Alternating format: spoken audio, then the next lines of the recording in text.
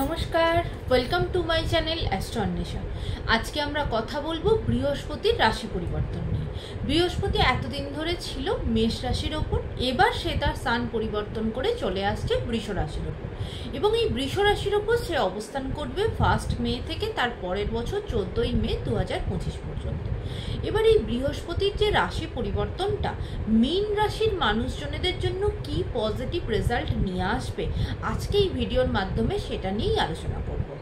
মীন রাশির জন্য জুপিটার এতদিন অবস্থান করছিল 2 নম্বর ঘরের ওপর, এবার সে তার স্থান পরিবর্তন করে চলে আসছে 3 নম্বর ঘরের ওপর, এবং সে 3 নম্বর ঘরে বসে 7 নম্বর ঘর, 9 নম্বর ঘর এবং 11 নম্বর ঘর, এই 3টে ঘরকে অ্যাসপেক্ট করবে।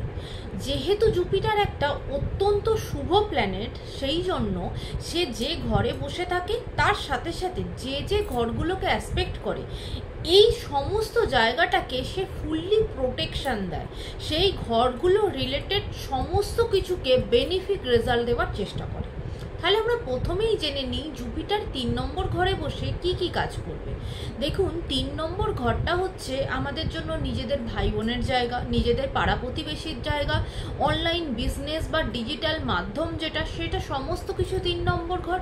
তার সাথে সাথে 3 নম্বর ঘরটা হচ্ছে আমাদের নিজেদের প্রচেষ্টার ঘর, পরাক্রমের ঘর, নিজেদের যে ভেতরকার ইচ্ছা, সেই জায়গাটা যে নিজে কিছু করব, সেই সমস্ত কিছু 3 নম্বর ঘরের ওপর ডিপেন্ড করে।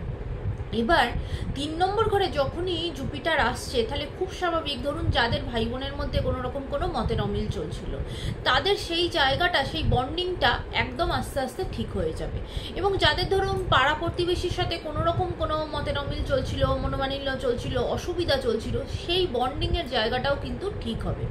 যাদের বিজনেসের জায়গাটাই হলো অনলাইন বিজনেস, যাদের ইনকামের মেন সোর্স হলো কোনো ডিজিটাল মাধ্যম, সোশ্যাল মিডিয়া, অনলাইন বিজনেস, সেই সমস্ত মানুষজনেদের কিন্তু ইনকামের জায়গাটাতেও বৃদ্ধি ঘটবে। তার সাথে সাথে 3 নম্বর ঘর আমাদের নিজেদের প্রচেষ্টার ঘর দেখায়।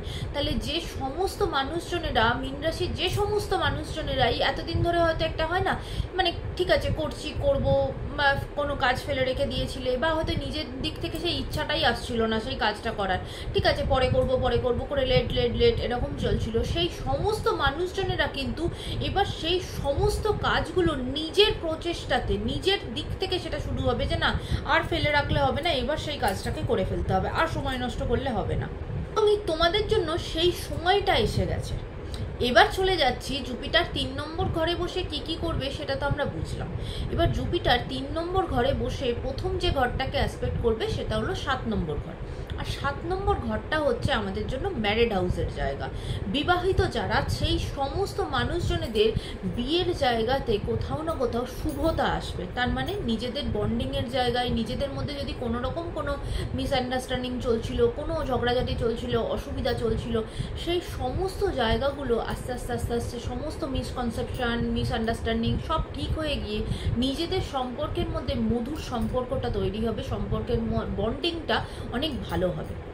আজ যাদের বিয়ে হতে সমস্যা হচ্ছিল, এমনকি বিয়ে ভেঙে পর্যন্ত যাচ্ছিল, সেই সমস্ত মানুষজনেদের কিন্তু বিয়েও হয়ে যাবে।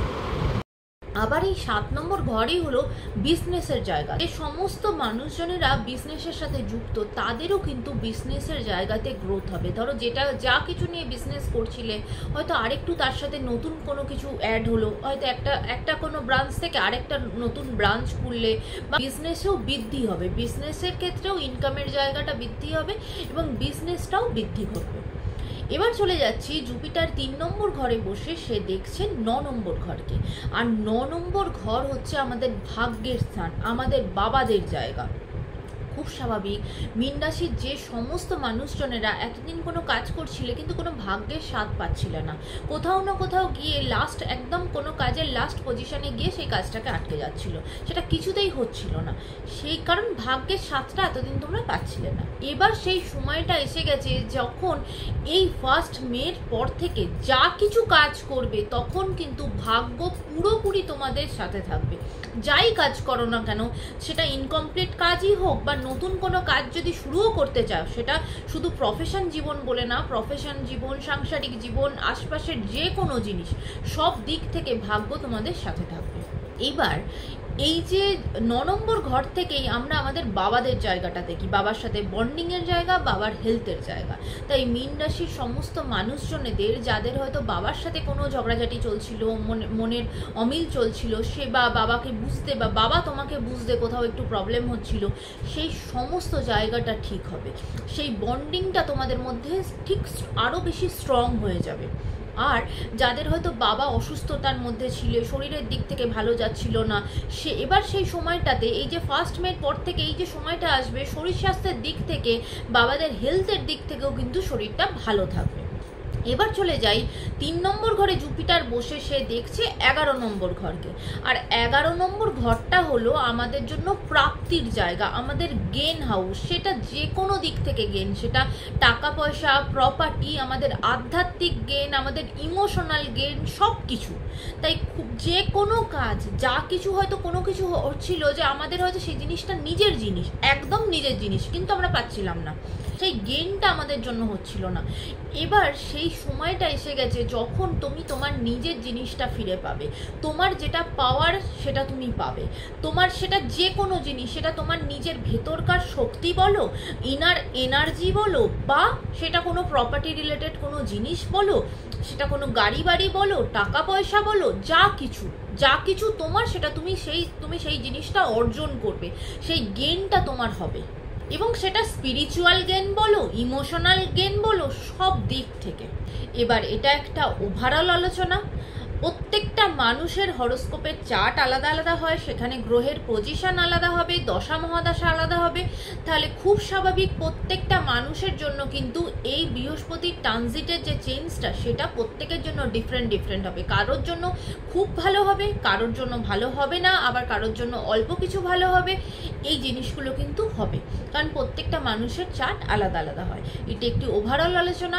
আশা করি সকলের ভালো লেগেছে। যদি ভালো লেগে থাকে লাইক, শেয়ার, সাবস্ক্রাইব করতে ভুলবে না। সকলে ভালো থেকো, সুন্দর থেকো, সুস্থ থেকো।